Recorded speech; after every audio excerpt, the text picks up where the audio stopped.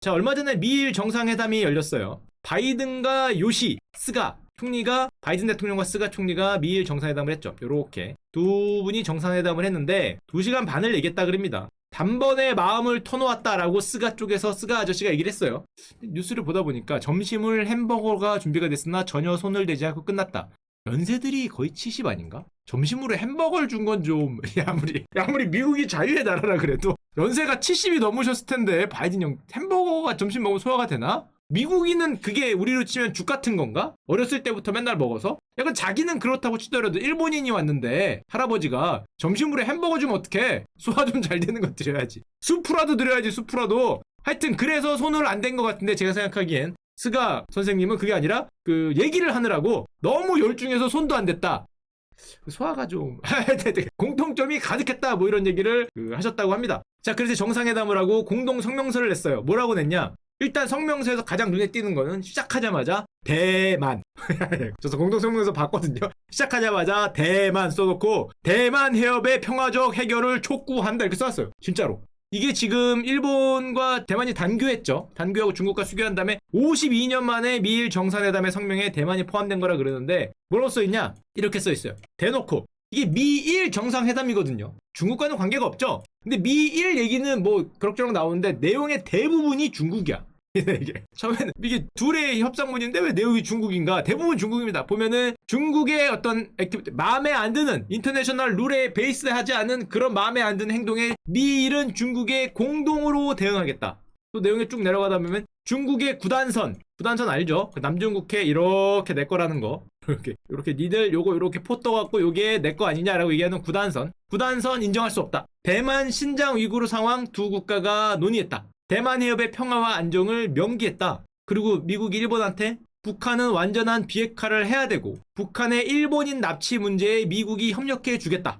일본은 미군의 일본 주둔을 보장한다. 두 국가는 긴밀한 국방 협력을 하겠다. 한마디로 미국이 중국과의 관계에서 일본과 공동 발을 맞추자 그랬던 일본이 오케이 한 거죠. 오케이 해갖고 중국 행동에 결국엔 공동으로 대응하겠다는 게 이 선언문의 주요 내용이었는데 그럼 일본은 뭘 받았냐? 미국이 뭔가 제안했는데 일본이 오케이 한 거잖아요. 일본이 받은 건 이런 게 있습니다. 중국과 일본이 분쟁을 하는 센카쿠 열도라고 있는데 다오위 다오? 뭐 이런 열도가 있죠. 저 아래. 일본의 아래에 있는데 이 열도는 미일 안보 조약의 대상이다. 제약이란 건데 만약에 여기서 분쟁이 일어나면 미국은 자동 개입을 하겠다. 네 편이란 거죠. Don't worry baby. I'm your 편 그런 거잖아요. 게다가 가장 놀라웠던 게 제가 번역을 맞게 했겠죠. 미일 상호 조약이 있죠. 상호 조약에 따라서 일본 방위에 including nuclear 핵을 포함한 모든 is full range of capability니까 모든 가용 자원을 동원해서라도 너를 지켜주겠다. 뉴클리어가 들어갔어. 무섭게. 야, 뉴클리어를 왜 거기다 넣지? 굳이 넣을 거 없을 것 같은데. 센카쿠 열도를 포함한 모든 지역을 미국이 해구산이란 거죠. 해구산. 너를 지켜줄 테니까 걱정하지 마라. 대신에 우리 중국과의 관계에서 발을 보조를 잘 맞춰라. 또 양국 기술 협력을 강화해주겠다. 미일은 새로운 파트너십 COR이 코어인데 새로운 경쟁력과 보건력 파트너십을 이번에 맺는 거를 선언을 했습니다. 그럼 이건 뭐냐? 21세기 새로운 얼라이언스라고 자기들은 표현을 했는데 코어라는 게 미국, 일본 두 나라는 그럼 이게 뭔데? 구체적인 내용은 반도체 공급망, 중요한 기술 등에 대해서 미국과 일본은 파트너십을 맺겠다. 미국이 지금 주장하는 반도체 공급망 안에 일본은 넣어주겠다는 거죠. We'll also partner on sensitive supply chain이니까 including on semiconductor. 반도체에 대해서도 파트너십을 일본에 인정을 해주겠다. 그리고 앞으로 최첨단 기술, 중국을 멀리하고 싶은 생명공학, 인공지능, 정보기술 등등 최첨단 스페셜한 기술에 대해서는 아까 여기 이센셜한 여기 나오죠. 여기 기술에 대해서는 둘이 같이 하고 앞으로 돈도 공동으로 투자를 하겠다. 그리고 마지막 플러스로 사람도 서로 왔다 갔다 할 수 있는 미일 국민교류 프로그램까지 재개하겠다.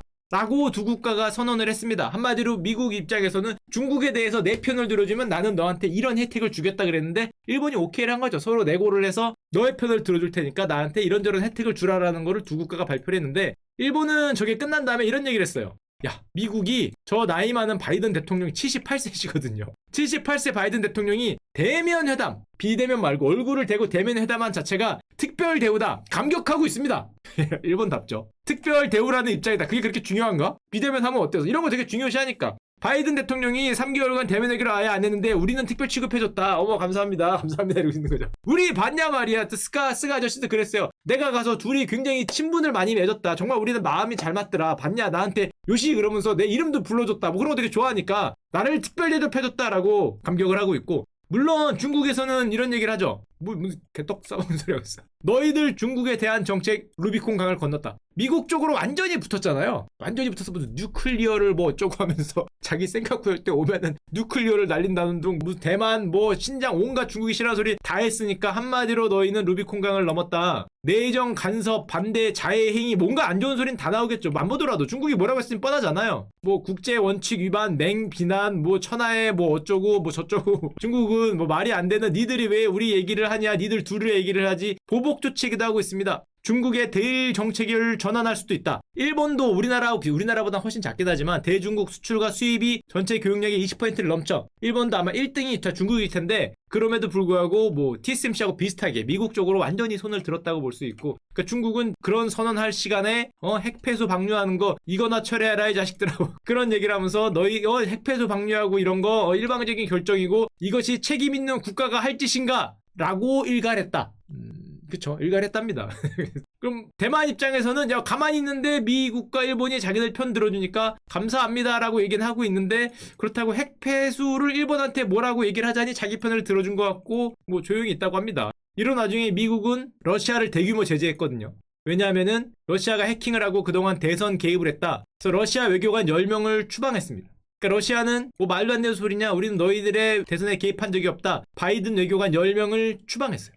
저 양쪽도 지금 외교관을 서로 추방했습니다. 그리고 미국 관료 입국 금지도 내리고 지금 뭐 쫙 갈려서 편과 편을 나누면서 또 중국과 러시아 당연히 손을 잡았겠죠. 일본과 미국은 손을 잡고 서로 극대 극으로 가면서 내가 너를 지켜줄게 이러고 있는 상황인데, 또 재밌는 건 저 정상회담 성명을 쭉 읽다 보니까 그래 뭐 둘이 손잡고 싸우겠다는 거구만 읽다 보니까 뭐 남의 집 불난 것처럼 읽다 보니까 중간에 미국 일본 정상회담인데 꼬레아가 등장을 해서 야 너는 왜 등장하지 보니까 한국과의 코퍼레이션, 한국과의 손을 잡는 거는 굉장히 이센셜하다, 굉장히 필수적이다, 우리한테 우리의 그 안정과 번영을 위해서는 한국과의 협력이 필수적이다라는 게 미일 정상회담에 들어가 있어요. 미국 입장에선 일본한테 얘기한 거죠. 한국을 우리 편으로 넣어야 되니까 좀 그만 좀 싸워라. 그만 좀. 어떻게 잘해서 좀 우리 편으로 이센셜하게 좀 해야 되니까 좀 넣어라. 그러면서 이런 얘기를 했답니다. 한일 관계 악화된 게 고통스러울 정도로 뭐 표현을 이렇게 써서 그러는데 굉장히 베리베리 우려라는 거죠. 베리베리 우려기 때문에 니들 좀 사이좋게 지내서 우리 그러니까 손 잡아서 한미일이 중국과 뭐 이렇게 하고 싶은데 자꾸 둘이 싸우니까 또 한국은 좀 애매하잖아요. 무슨 뭐 불투명성을 뭐 내세운다는 둥 모호성을 내세운다는 둥 이러고 있으니까 잘 꼬셔서 어떻게 하려고 그러는데 분위기 파악 못하고 일본에서는 말이야 무슨 뭐 뜬금없이 뭐 이상한 소리 나고 좀 입 좀 닥치고 있으란 거죠. 우리 좀 잘해볼 테니까 입 좀 닥치고 있어라 뭐 이런 내용과 굉장히 비슷한 것 같은데, 이 상황에서 일본이 그렇게 자랑하던 대면 회담 우리만 특별히 해줬다. 다가오는 5월 한국의 대통령도 워싱턴에서 바이든과 대면 정상회담을 합니다.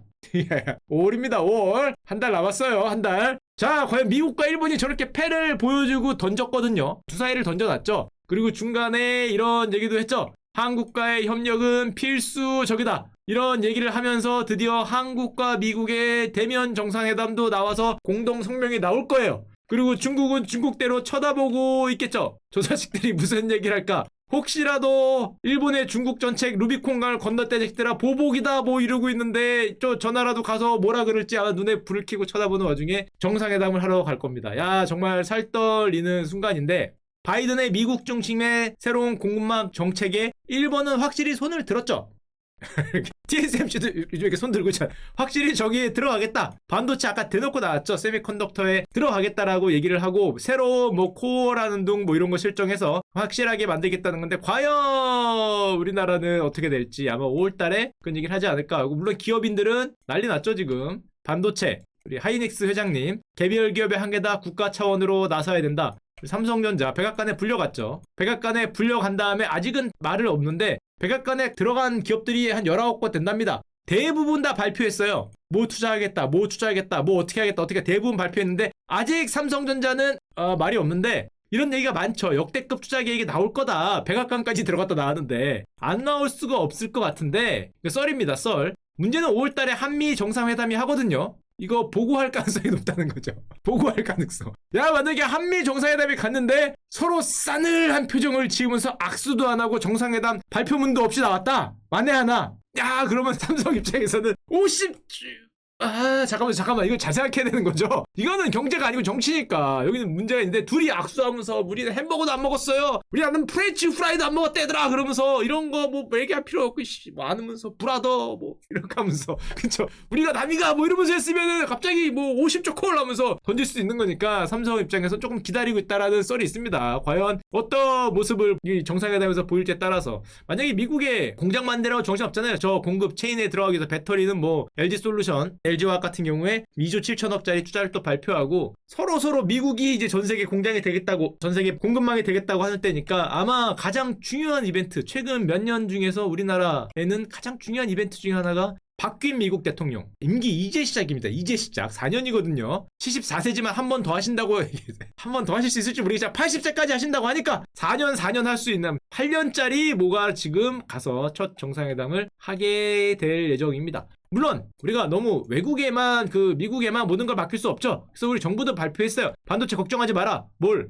K 반도체 벨트 전략 있습니다. 하여튼 발표했어요. K 반도체 벨트 전략, 초격차를 만들기 위한 새로운 전략입니다. 뭐 주요 내용들은 세액공제 규제 완화, 인력 양성, 세금을 좀 뭐 깎아주고 반도체 세금 지원을 해주겠다는 거죠. 뭐 미국 같은 경우에 이제 반도체로 공장을 지으면 설비 투자 금액의 뭐 40%를 뭐 세금 공제 이런 거 해주니까 우리도 좀 공제 좀 해주고 규제도 좀 줄여서 반도체 기업을 미국 말고 한국에다 만들어서 많이 취업도 하게 해주고, 요즘에 반도체 인력 부족하다 그러니까 대학에다가 반도체 학과 많이 만들겠다. 뭐 연대에도 만들고 고대에도 만들고 뭐 신입생 추가 선발하고, 그래서 더 많이 만들겠다는 것과, 이거 보면서 3학년 대상으로 전공을 바꿀 수 있는 시스템 반도체 설계로 슉 바꿀 수 있는 무슨 트랙을 만든다.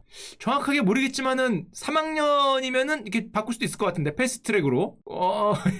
대학교 3학년 때 바꿀 수 있게 해준다? 잠깐만, 경제학부도 가능한가? 저 경제학부생이거든요. 경제학부도 가능하다 그러면 저 같으면 아닙니다. 경제학 화이팅이고요. 경제학 화이팅. 무슨 소리 하는 거야.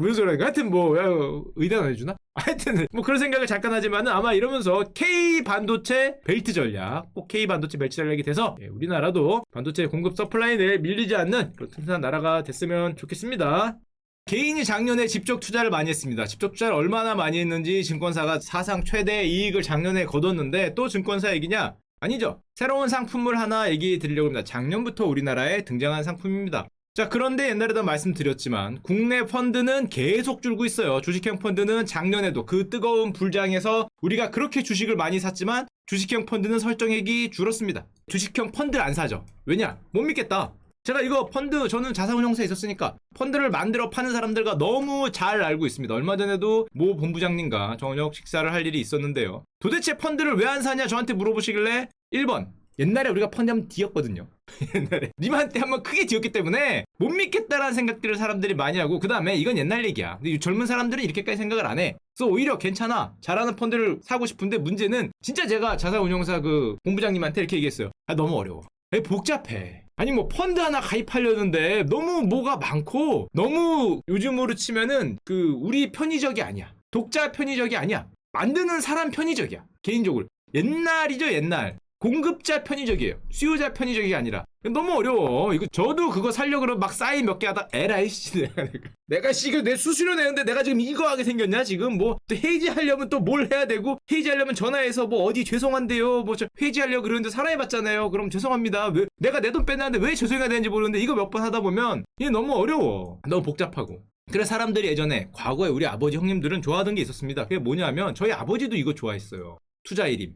많이 들었죠? 투자 1임. 말 그대로 1임 한 거예요. 내가 돈을 여기 넣을 테니까 너한테 1임 할 테니까 네가 좀 대신해줘, 이거잖아요. 어떻게 보면 대신해줘. 너의 판단으로 투자해줘. 우리 아버지가 이거 엄청 좋아했어요. 10에서 15년 전에.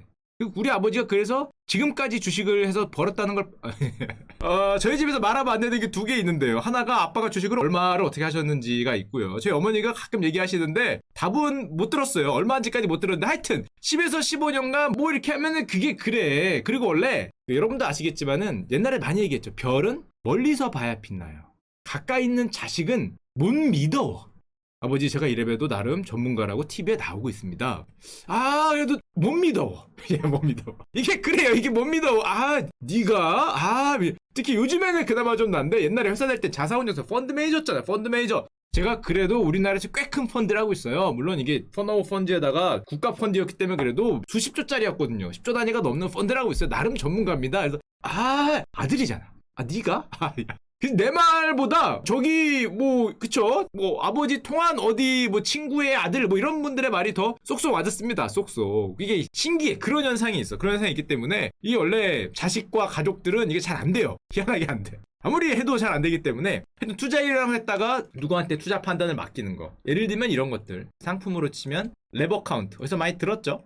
랩이라는 게 우리 랩 싸는 거잖아요. 그러니까 어카운트 너의 계좌를 쌈 싸주겠다는 거예요. 뭔지 몰라도 뭔가 쌈 싸주는 거. 안에다가 뭐 많이 넣었죠. 뭐 채권 넣고 주식 넣고 이거 많이 넣은 다음에 1인용 같은 경우에 그 다음에 내가 알아서 퉁땅퉁땅 해주겠다. 그럼 내가 보수로 받겠다. 뭐 자문형도 있고 하지만 이런 상품들이 좀 많이 팔리게 됩니다. 아니면 이런 거. 사모펀드.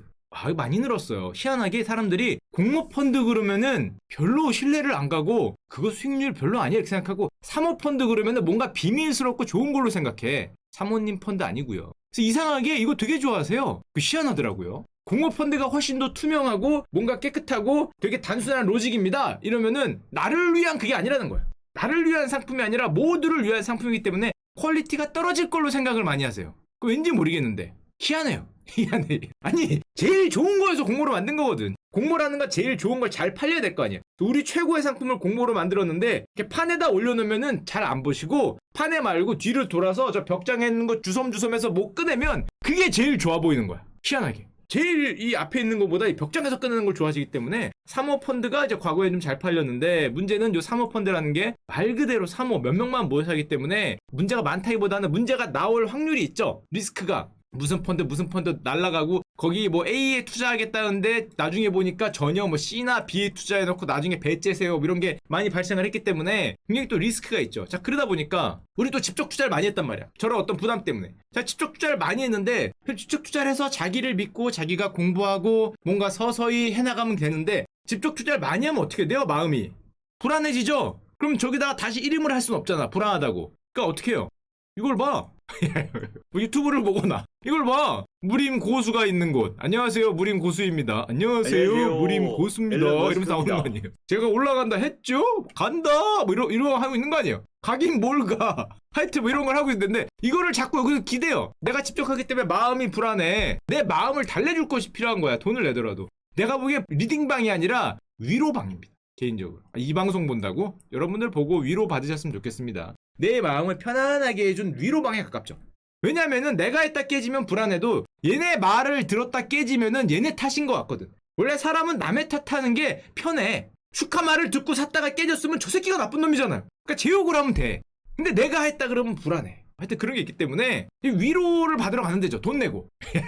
다시 말씀드리지만 그 위로는 그 신부님이나 목사님 또는 스님 가면은 이렇게 돈 안 내더라도 굉장히 위로 잘 해주시니까 이제 거기 가서 받으시고요. 여기에는 하여튼 뭐 그렇긴 한데 그러면은 이런 생각을 하잖아요. 야 이게 그렇게 무림 고수가 정말로 뭐 장풍을 쏘는 무림 고수가 숨겨져 있는 엄청난 고수가 있다면 이런 얘기 하죠. 야 그러면 거기서 음지하지 말고 펀드로 만들어서 그 무림 고수라는 그 사람의 포트폴리오를 펀드로 만들어 올려라. 이 펀드가 잘 팔리면은 리딩방 수익하고는 비교가 안 됩니다. 예를 들면은 저기 무림 고수가 A씨라고 치면 A씨가 그걸 펀드로 만들어 A펀드. 이거 잘 팔리면은 뭐 리딩방 수익 몇 억은 문제가 아니에요. A펀드가 일단 조 단위로 팔리긴다고 생각을 해봐요. 조 단위로. 이거 수십억 벌어 수십억. 수백억도 벌 수 있어. 이거 대박이에요. 만약에 이 사람이 진짜 그런 사람이어서 이 포트폴리오를 펀드로 만들었는데 막 엄청난 돈이 따라온다. 우리나라에서 이렇게 해서 엄청난 돈이 따라온 사람이 정말 딱 한 명 있습니다. 지금의 미래에셋을 만든 박현주 펀드. 옛날에 장난 아니었어요. 지금 회장님이죠. 옛날에 지점장 시절에 이 박현주 지점장님이 지점을 옮기면은 그때 당시 돈으로 10몇 년 전에 1조가 움직였다 그래요. 이거 미친 겁니다. 옛날에 거의 17년, 18년 전인가? 2000년대 초중반에 혼자서 지점장인데 자기 이름을 보고 들어온 돈이 축하 친일인가요? 아니 박현주 회장님 얘기하는데 친일은 왜 나와? 야 잠깐. 야 뭘 하면은 슈카가 친일이 됩니까? 잠깐만. 야 일본 얘기 나오지도 않았는데. 잠깐만. 제가 그래서 웬만하면은 그 채팅창을 안 봅니다. 배경이 사쿠라라고? 야 이게 벚꽃이라고? 야 진짜 아이디어 대단하다, 아이디어. 여러분들의 그 창의력에는 제가 깜짝깜짝 놀라고 합니다. 이게, 잠깐만, 이 뒤에 있는 이거는 저 메모리얼 그거 같지 않습니까? 요거는 그 메모리얼 타로 같지 않습니까? 그러면 친미 같지 않나요? 야, 이거 워싱턴 아니야? 이거 메모리얼 그거? 야, 그러면 친미 아닌가? 창의력은 진짜 대단하십니다. 아주 생상도 못했어, 생상도. 괜찮습니다, 괜찮습니다. 재미를 위해서 이제 그러신 걸로 받아들이고, 그럴 수 있습니다. 자, 하여튼 그때 당시 회장님이 전 말로만 들었는데 옛날 제 본부장님이 그런 얘기를 해주셨어요. 박현 회장님 어떻게 선거했는지 아냐? 어떻게 선거했습니까? 고객이 와서 뭐 살까요? 그러면 뭐라고요? 삼성전자. 고객이 또 왔어요. 1년 뒤에 또 뭐 살까요? 그러면 삼성전자. 한 5년 뒤에 왔어요. 삼성이 많이 올랐어요. 이렇게. 많이 올라서 이제 뭐 살까요? 그러면 삼성전자. 자, 그래서 삼성전자를 꾸준히 외치셨는데 그 삼성전자가 2000년대를 지배해버렸죠. 지배해서 우리 회장님 펀드에 돈이 막 쏟아지면서 수익률로 미쳐갖고 가장 젊은 나이에 지점장 되고 뭐 지점장이 움직이면 돈이 왔다 갔다 그러니까 자기가 자사운용사 증권사를 만들어서 지금의 미래에셋 우리나라 대기업 회장님이 됐잖아요. 그러니까 여러분들도 정말로 포트폴리오를 만들어서 여러분들이 성공할 수 있으면 여기 있지 않고 회장님이 될 수 있어요. 뭐 블룸버그나 CNN에 등장을 하실 수 있습니다. 자, 근데 이렇게 생각하잖아요. 야, 펀드 만들고 너무 힘들고 여기는 좋으니까 그냥 여기서 벌래. 그러면 쉬운 길이 있어요. ETF로 그럼 너가 거기서 있는 무림 고수님이 너의 주식 포트폴리오 그대로 ETF로 만들어서 올리면은 우리는 요 ETF는 주식처럼 사고 파는 거니까 우리가 그걸 사고 팔게. 그럼 투명하잖아. 그러면 보통 이런 말을 합니다. 이렇게 하면 되지 않습니까? ETF로 만들어 올리세요. 그러면 일단 이런 얘기를 해요. 1번. 내 포트폴리오를 공개하면 전략이 들통나서 안 된다. 무슨 전략이 들통나면 안 되는지 모르겠는데 내가 전략이 들통나서 문제될 정도의 크기가 보통 잘 안 돼요. 이거에 들통나서 문제가 될 정도의 크기가 되려면 꽤 커야 됩니다. 꽤 커야 되기 때문에 그래도 뭐 이렇게 생각하실 수 있고 그다음에 두 번째 보통 이거였어요. 액티브 ETF. 그 ETF를 운영하는 운용자가 액티브하게 움직이는 거는 우리나라에서 안 됩니다. 법적으로 안 돼요. 그런 상품이 통과가 안 돼. 여러분들이 아는 거의 모든 99.9% ETF는 패시브예요. 어떤 벤치마크가 있고 그걸 추종하죠. 인덱스. 뭐 예를 들면 코스피 200을 추종한다든지 뭐 바이오 ETF, 바이오 지수를 추종한다든지 뭔가를 추종하지 내가 마음대로 움직일 수 있는 게 안 돼. 그래서 내가 하려면 하지만 안타깝게 우리나라가 대도적으로 나를 지원을 못 해주기 때문에 할 수 없이 나는 고수지만 여기 있는 거다. 그래서 여기 있는 거다. 보통 이런 얘기를 많이 했어요. 그래서 내가 여기를 한다는 거다. 그래, 그렇구나 라고 생각을 했는데 다행히도 이런 고수분들을 위해서 국가가 노력을 하고 있습니다. 어떤 노력을 했냐? 작년에 2020년에 제한적이지만 액티브 ETF가 국내에 허용을 했어요. 그래서 2020년 7월부터 한국에도 주식형 액티브 ETF가 가능은 해. 자, 근데 문제가 이게 지금까지 안 가능했다는 거를 신기하죠. 지금까지 없었어요. ETF 그러면은 그 펀드 매니저가 액티브하게 움직이는 ETF가 없습니다. 우리나라에는. 아직도 물론 규제는 있습니다. 어떤 규제? 30%는 그 매니저가, 펀드 매니저가 원하는 대로 액티브하게 움직이는데 70%는 여전히 인덱스를 넣어야 돼. 지금 이런 상태일 거예요. 아마 안 바뀌었을 거예요. 작년 말에 이렇게 때 최근까지 아마 그럴 것 같은데 7대3을 유지해야 돼요. 30% 미만만 운용사가 원하는 대로 결정할 수 있다. 그렇기 때문에 본격적인 우리가 원하는 막 자유롭게 움직이는 그런 액티브 ETF가 우리나라에는 없고 또 ETF는 굉장히 투명해야 되기 때문에 우리나라 모든 ETF는 포트폴리오를 매일 공개해요. 매일 공개하니까 전략이 들어간다 이런 걸 싫어하는 건데 자, 근데 작년에 미국에서 이게 엄청 글로벌적인 얘기예요. 작년에 포트폴리오 매일 공개 의무를 없앤 불투명 액티브 ETF라는 거를 허용했습니다. 내 포트폴리오를 보여주지 않고 슈카 ETF로 그냥 올리면 돼. 나를 믿고 투자해라. 이거를 허용했어요, 작년에. 이게 없다는 사실도 아마 잘 모르셨을 텐데. 편입 종목을 공개하지 않는 되게 장기적으로 공개합니다. 한 달이면 한 달, 석 달이면 석 달. 정기적으로 한번 공개하고 끝나는 진짜 액티브 ETF, 진짜 내가 알아 투자할 테니까 나를 믿고 들어오라는 그런 ETF가 미국에서 드디어 출시가 됐어요. 작년에. 지금까지 없었어요. 몇몇 참가자들에게만 보유 종목을 얘기하거나 방법이 아니면 정기적으로 한 달 또는 석 달에 한 번씩 어떤 게 있는지 공시하면 되는데 게다가 미국에는 7대3이 없습니다. 100% 종목을 얘기 안 하고 단지 내 이름만 내세워서 돈을 모을 수 있는 불투명 액티브 ETF가 미국에서는 등장을 했죠. 이거 작년에 등장한 거예요. 과거에는 있었다고 생각하시면 안 됩니다. 과거에 없었어요. 상관계수고 나발이고 필요 없죠. 그럼 이게 무슨 말입니까? 미국에서 야 덤벼. 말로 하지 말고 해봐 올려 콜 슈카 ETF 리딩방 ETF 질 것 같아요. 질 것 같긴 하지만 야 나는 지더라도 나는 지겠지만 누군 계실 거 아니야. 덤벼. 공개적으로 이름 걸고 할 수 있어요. 아, 이거 노홍철 리버스 팔리면 잘 팔리겠는데? 인버스. 노홍철 인버스. 야, 괜찮다. 야, 이거 불편하게 팔리겠는데? 하여튼 뭐, 노홍철 인버스를 팔거나, 실제로 자기 이름을 걸고, 아예 내 포트폴리오를 주식시장에 ETF로 올리면, 삼성전자 사고 파는 거하고 똑같죠, ETF는. 개인이 느끼기엔. 물론 뒤에는 다른 알고리즘이 있지만, 슈카 ETF란 거 올려서 내가 알아서 할게. 나를 믿고 돈을 맡겨라. 그럼 내가 이거는 돈을 받고 못 도망가죠. 슈카 ETF라고 해서 제 계좌에 그 돈이 들어오는 게 아닙니다. ETF라는 게 그 계좌에 들어오는 게 아니에요. 그 계좌는 은행에 그대로 안전하게 있고 우리가 거기다가 운용 지시만 내리는 거예요. 그렇기 때문에 제가 돈을 떼어먹고 도망갈 확률이 없죠. ETF 같은 건 굉장히 투명한 거예요. 실제로 만약에 이게 되면은 정말로 이름을 걸고 옛날에 박현주 펀드처럼 이런 ETF들이 등장할 날이 멀지 않았고, 미국에선 작년에 저거 문을 연 다음에 폭발적이죠. 폭발적으로 투자액이 사상 최대로 들어오고 있다. 예를 들면 여러분들이 그 좋아하시는 상남자 ETF, 아크 같은 거, 돈나무 그러잖아요. 아크 인베스트. 이거 그래서 등장하는 거예요. 액티브 ETF. 알아서 하겠다는 거지. 믿고 들어와라. 상남자 ETF다. 뭐 아니면 도다 얘들아. 누나 던진다. 이번에 분명히 뭐요? 이러면서 던지는 거 아니야. 던지세요. 이러면서 던져갖고 트르르르 툭 떨어지면은 나는 무조건 6이 나온다는 거지 얘들아. 5 아니면 6이야. 5 아니면 6. 야, 절대 1 안 나와. 나를 믿고 들어와. 들어오는 3분기까지 6조. 이게 작년에 엄청나게 성공을 거둬. 작년에 또 불장이었잖아. 하필 또 불장으로 쫙 가면서 온갖 종류의 ETF. 나를 믿고 들어와라. 스타 매니저가 굉장히 중요시되는 그 ETF가 등장했고, 아까 얘기했지만 우리나라는 아직 초기 단계죠. 그래서 패시브, 어떤 지수를 따라가야 되는 게 아직도 70%인데 우리도 아마 바뀔 것 같아요. 왜냐면 한국 거래소가 100% 하면 안 되겠습니까? 아니면 0.7 말고, 0.7 너무 높으니까 7대3 말고 반대로 3대7로 하던지 이런 식의 어떤 규정 완화를 금융위 요청을 했다고 하기 때문에, 만약에 저게 어떻게 통과될지 모르겠지만 통과가 되면은 한국판 아크, 상남자 ETF라든지 아니면은 소심 ETF, 아니면 온갖 종류의 나를 믿어라 형 액티브 ETF가 아마 우리도 많이 등장을 할 거예요. 올해는 아마 그런 것들을 굉장히 많이 보게 되실 것 같고, 개인적으로 이럴 수도 있을 것 같아. 액티브 ETF를 정말 잘하는, 정말 제도권의 서건 뭐건 누구나 인정하는 초고수가 등장했다. 모셔야지. 여기다 모시겠습니다. 슈컬 옆에다. 안녕하세요. 그리고 형님 6개월 수익률이 명확하게 나오죠? 37%이던데요? 형님 미쳤나봐요. 이거 뭐예요? 그렇게 얘기할 수 있죠? 하루 옆에 앉아갖고. 아니, 이분은 뭐 리딩방 뭐 우리가 명성을 통해 명성이 무슨 필요 있어? 숫자가 나오는데. 숫자가 나와요. 숫자가 6개월 좀 넘어가지. 한 2년 뒤에 2년 누적 매년 평균 28%. 아니면 5년 뒤에 5년 누적 매년 평균 28%. 5년마다 실적이 다 나오지 않아요. 매해. 단 한 해도 마이너스가 없었다. 뭐 이런 거 있잖아요. 탁 안 치는 거지. 아, 형님 오셨습니까? 아, 형님이지. 야, 그 정도면 형님이지. 명성이고 뭐고 숫자로 보여주는데, 진정한 고수가 누군지를 굉장히 명확하게 알 수 있는. 야, 이게 만약에 진짜 한 10년 정도 누적이 돼서 10년간 연평균 한 15%, 단 한 해도 마이너스가 없었다? 이거 신입니다. 신.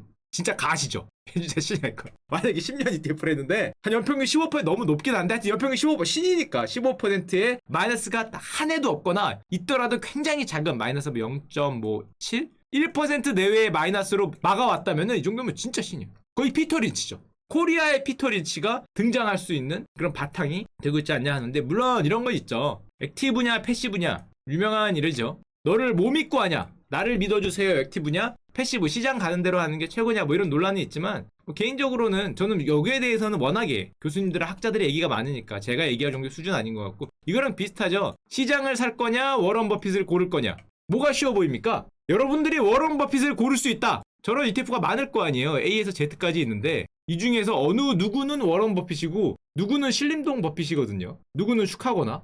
야, 그쵸. 잘못 뽑으면 1이에요. 잘 뽑으면 6인데 주사위로. 요 픽에 도전을 하면은 이제 대박이 될 수도 있고, 이 전체를 사면은 평균은 하죠. 이 평균 한다는 거잖아요. 근데 시장은 장기적으로 오르니까 평균값으로 오르는 게 최고다. 너는 평균 이상 꾸준히 누적적으로 자라는 애를 뽑기가 굉장히 어려울 거다. 이런 사람은 등장하기도 굉장히 어렵다. 이렇게 생각하면 이제 패시브로 가는 거고. 자, 하여튼 그래서 아마 올해부터 시작해서 곧 몇 년간 한두 명의 스타, 엄청난 스타와 8, 9명의 패자가 갈릴 수 있는, 제가 생각하기에 굉장히 진검승부의 시대가 열리지 않을까. 제가 자사운용사 했을 때 정말 이름 걸고 이렇게 ETF를 할 수 있으면 대박이라고 생각을 했는데, 아마 그런 시대가 곧 열릴 것 같고, 여러분들이 유튜브에서 보거나 여러분들이 시장에서 보거나 여러분들이 어디서 보는 많은 분들이 자기 이름을 걸고 정말 여러분들 앞에서 무공 1합을 겨루는 그날이 아마 오지 않을까 생각을 합니다.